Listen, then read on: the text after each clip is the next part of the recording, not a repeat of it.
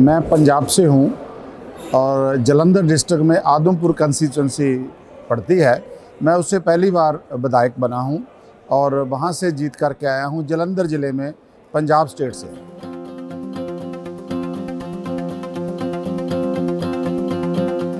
हमारी कंस्टिट्यूंसी जो देहात क्षेत्र में पड़ती है, उसमें 3 जो है वो नगर कौंसिल हैं जो डेवलपमेंट के काम से बहुत पछड़ी हुई है। गांव के भी ऐसे हालात हैं कि गांव में बहुत काम करना ज़रूरी है, क्योंकि जो देहात में रहते हैं वहाँ जो स्कूल का इंफ्रास्ट्रक्चर है वो बहुत धीमी दर्जे का है और वहाँ अस्पतालों का अच्छे प्रबंध के लिए हमने लोगों में आवाज़ उठाई थी कि आप हमें विधायक बनाओ।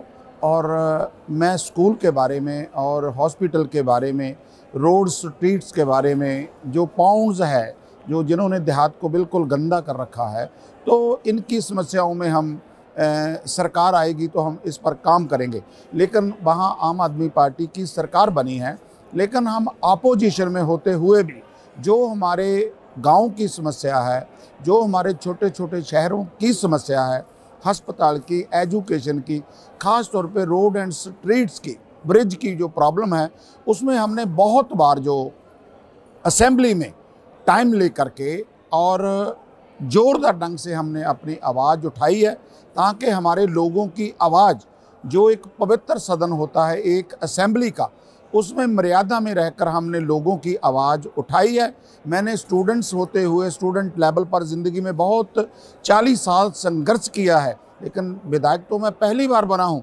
लेकिन पंजाब में एक बहुत प्रॉब्लम है, हमारे लोगों की, गरीब लोगों की प्रॉब्लम है। पोस्ट मैट्रिक स्कॉलरशिप एजुकेशन के तहत जिन बच्चों को एजुकेशन मिलती है, सरकारों की तरफ से टाइम से उनको पैसा ना आने के कारण लोग पछड़ रहे हैं, एजुकेशन से वंचित हो रहे हैं। अगर मैं बात करूं पिछले 5 साल की, तो पिछले 5 लाख स्टूडेंट में से अब 3 लाख स्टूडेंट सिर्फ पंजाब में जो दलित से बिलोंग करते हैं, शेड्यूल्ड कास्ट से बिलोंग करते हैं। लेकिन 5 साल में 2 लाख स्टूडेंट ने एजुकेशन छोड़ दिया, क्योंकि वो लोग पैसा प्रोवाइड नहीं कर सकते, उनकी समस्या है, गरीब लोग हैं। तो मैं आपके माध्यम से ये बात कहना चाहता हूँ कि सरकारों को इस बात पे ज़रूर ध्यान देना चाहिए। 2 बातें बहुत ज़रूरी है देश के लिए, पंजाब के लिए, ज़िले के लिए, कंस्टिट्यूंसी के लिए, एक एजुकेशन और दूसरा हॉस्पिटल। इनके लिए मैं बहुत ज़ोरदार ढंग से आवाज़ उठाता हूँ, डेमॉन्स्ट्रेशन करता हूँ, सड़कों पर बैठता हूँ स्टूडेंट्स को लेकर के। अभी मैंने ताज़ा मैंने थोड़े दिन पहले राज्यपाल पंजाब से बातचीत की है कि स्टूडेंट्स की समस्या है, मैं उनको वहाँ पर लेके गया।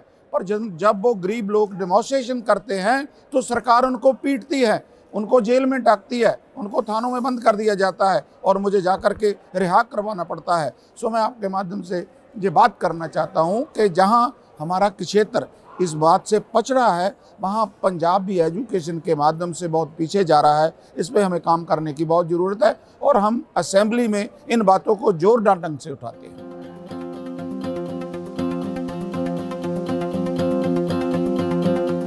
मैं जो मुझे जब पत्र मिला था पंजाब के स्पीकर सरदार कुलतार सिंह संधमा जी का, तो मेरे मन में बहुत इच्छा थी कि मैंने पहले भी देखा कि इनके पहले कार्यक्रम हुए थे, तो मैंने उनकी हिस्ट्री पढ़ा, तो मैं सभी काम छोड़ करके यहाँ आने का बहुत सौभाग्य प्राप्त करता हूँ। मैंने अभी सुना भी है, जो ये कार्यक्रम के मुखिया है, उन्होंने बहुत अच्छी बातें की है।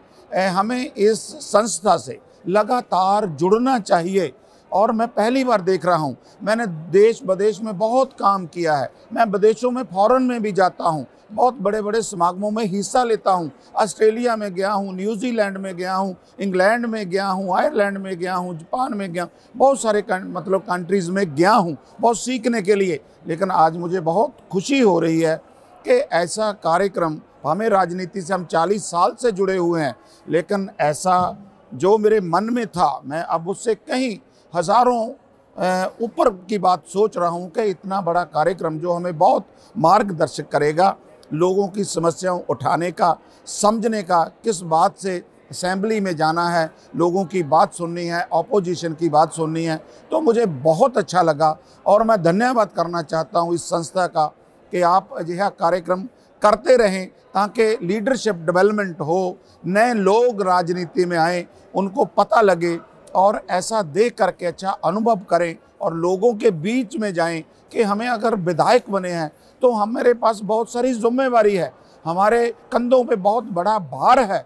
जिन लोगों ने हमें विधायक बनाया है उनकी बातों को जोरदार ढंग से उठाने के लिए अगर ऐसे कार्यक्रम में आएंगे तो मैं बहुत कुछ सीख के जा रहा हूं। और 19 और 20 को पंजाब विधानसभा का सेशन चल रहेगा तो मैं इस बात का वहाँ पर जरूर जिक्र करूँगा इस संस्था का कि हमें वहाँ पर गए, 3 दिन रहें। जो आज का अनुभव है मैं बहुत अच्छी अपेक्षा करता हूँ कि मेरे जीवन में मुझे आगे लेकर के जाने के लिए राजनीति में ये मेरा सौभाग्य होगा कि मैं इस कार्यक्रम में आया, बहुत कुछ सीख करके जा रहा हूँ और इन बातों को लोगों में भी जा कर के बोलूँगा कि ऐसी संस्थाओं से जुड़ना चाहिए और ऐसे प्रोग्राम में आना चाहिए।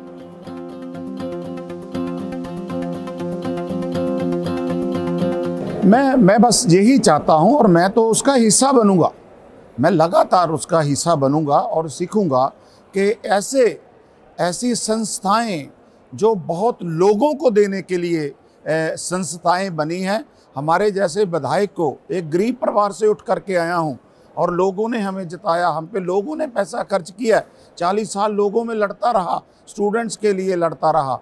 तो मैं ये अपेक्षा करता हूँ कि हमें इस संस्था से हम ज़रूर जुड़ेंगे और लगातार जुड़े रहेंगे और मैं भी चाहता हूँ कि ये संस्था हमारा मार्गदर्शन करती रहेगी।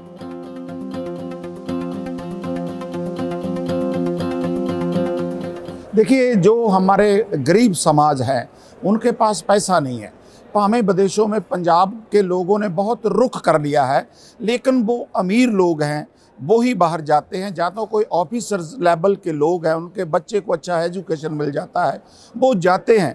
तो मैंने लंबा समय स्टूडेंट्स के ऊपर बहुत अच्छा काम किया कि जो एक सेंट्रल गवर्नमेंट की और स्टेट गवर्नमेंट की एक पोस्ट मैट्रिक स्कॉलरशिप होती है दलितों के लिए, गरीबों के लिए, उसमें सारा पैसा जो है वो सरकारों ने पे करना होता है। सिर्फ एक आपने दाखला फीस, एडमिशन फीस ही देना होता है, लेकिन वो पिछले समय से 4-5 साल से उन बच्चों को रेगुलर पैसा नहीं मिल रहा, कॉलेज यूनिवर्सिटी को नहीं मिल रहा है। इसीलिए फिर वो जो कॉलेजेस हैं, यूनिवर्सिटी हैं, वो उन बच्चों को फिर दाखला नहीं देते। अगर बच्चों को दाखला नहीं मिलेगा उस स्कीम के तहत तो फिर बच्चे कैसे पढ़ेंगे। तो हमने इस पर बहुत अच्छा काम किया है। हम यूनिवर्सिटी में जाते हैं, स्कूल्स में जाते हैं, सरकार के पास जाते हैं कि इनको पैसा प्रोवाइड करें ताकि अपनी ज़िंदगी को सुधार करके कहीं चंगी नौकरी में जाएं, देश विदेश में जाएं तो अपना जीवन अच्छा बना सकते हैं।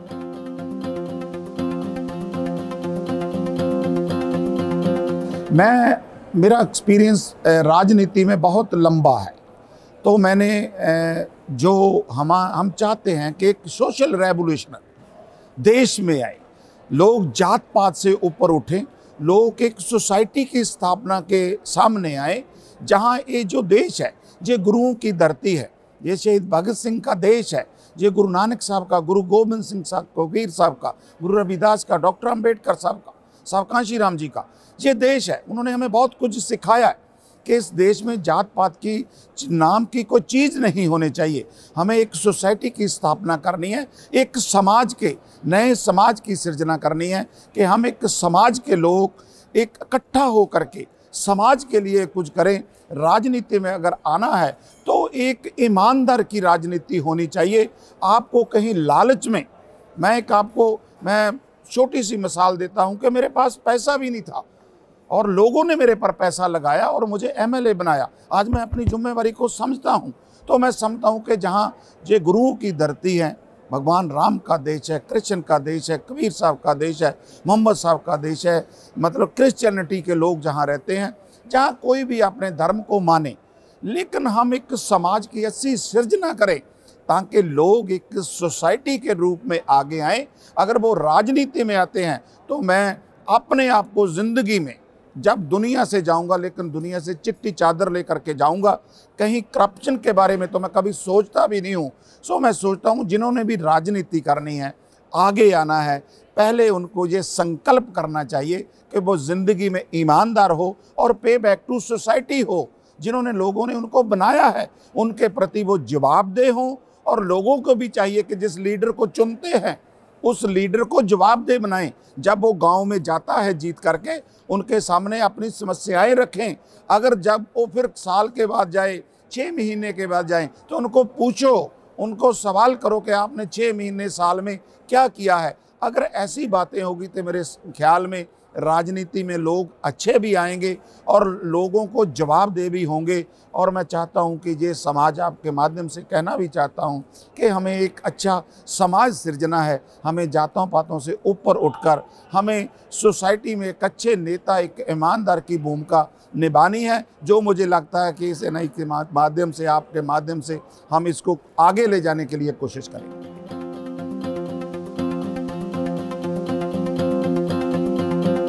मैं 25 साल लगातार गांव का मुखिया रहा हूं।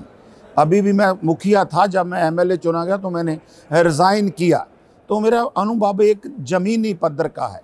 मैंने 2012 में इलेक्शन लड़ा था और बहुत कम पैसों में मैंने 25,000 वोट लिया था। 2014 में हमने पार्लियामेंट जालंधर से इलेक्शन लड़ा था, तो उसमें भी हमने बहुत कम पैसों से अच्छा वोट लिया था। तो अभी मैंने 2022 में 40,000 वोट हमें मिला और बहुत कम पैसा खर्च किया है। हम ज़्यादा पैसा खर्चने में विश्वास नहीं रखते, लोगों के पास जाने में विश्वास रखते हैं कि लोगों के पास जाओ, लोगों को अपनी बात बोलो। अगर लोग आपकी बातों पे विश्वास करेंगे तो वो तुझे ज़रूर जिताएंगे। तो लोगों ने हमें इसीलिए जिताया है। तो मैं एमएलए बना हूं और लंबा कैरियर है। 25 साल में गांव का मुखिया, पंजाब में सरपंच बोलते हैं, मैंने ये इलेक्शन लड़े हैं। तो बहुत ऑर्गेनाइजेशन में, जो सोशल ऑर्गेनाइजेशंस है, हमने उन पे काम किया है ताकि सोसाइटी के लोग, चंगे लोग आगे आए।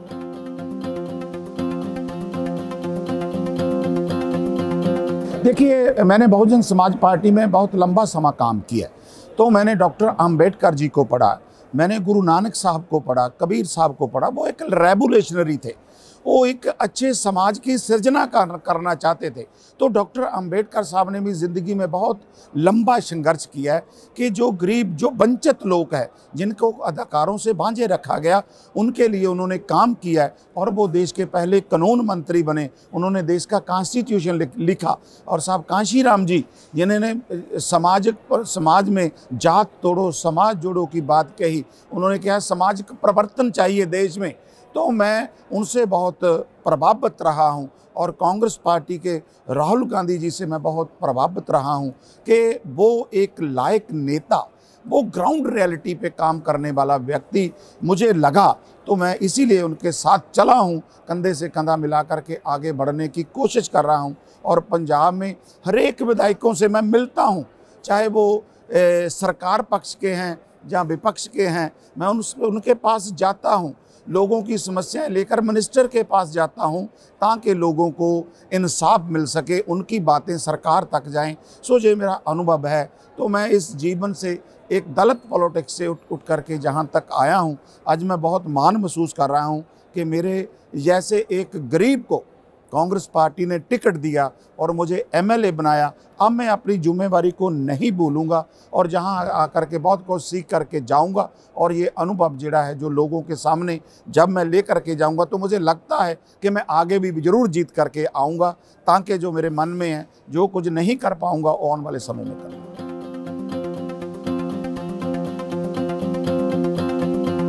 सामाजिक परिवर्तन की ज़रूरत है।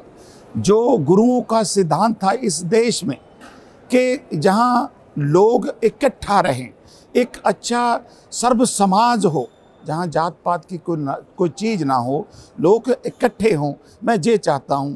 ये ही मेरा ज़िंदगी का मकसद भी है। और जिन लोगों ने बनाया, उनके लिए आप सुहृद हों, उनको पे बैक टू सोसाइटी करें।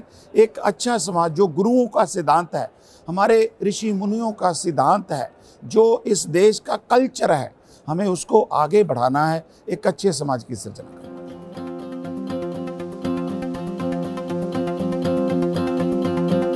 देखिए, जो भारत का संविधान है वो सबसे अच्छा है, जो लोगों को प्रेरणा देता है।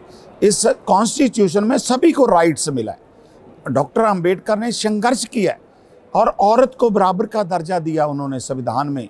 और मैं समझता हूँ कि ये डॉक्टर अंबेडकर का लिखा संविधान है, जो वो देश के पहले कानून मंत्री भी बने। आज देश में संविधान को बचाने की बहुत ज़रूरत है, ताकि जो समता मुल्क समाज है, जो एक बराबरता का समाज है, देश कॉन्स्टिट्यूशन के हिसाब से चलना चाहिए। कॉन्स्टिट्यूशन का कहीं ऐसा ना हो कि कॉन्स्टिट्यूशन को यूज़ ना किया जाए।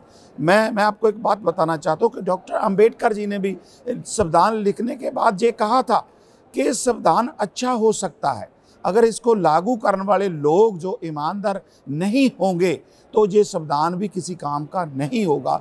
सो मैं समझता हूँ कि जो संविधान लिखा गया तो हमारे देश का कानून है, देश कानून के हिसाब से चलना चाहिए, डेमोक्रेसी कानून के हिसाब से चलना चाहिए, तभी लोगों का भला हो सकता है। इसमें प्रेस की आज़ादी हो, इसमें जजेस को आज़ादी हो, जो हमारी न्यायपालिका है उनको आज़ादी हो, MLAs MP को आज़ादी हो जो चुन करके आते हैं। जो कानून है, देश कानून के हिसाब से चलना चाहिए, किसी एक इंसान के या किसी एक प्रॉपर्टी के हिसाब से बिल्कुल नहीं चलना चाहिए।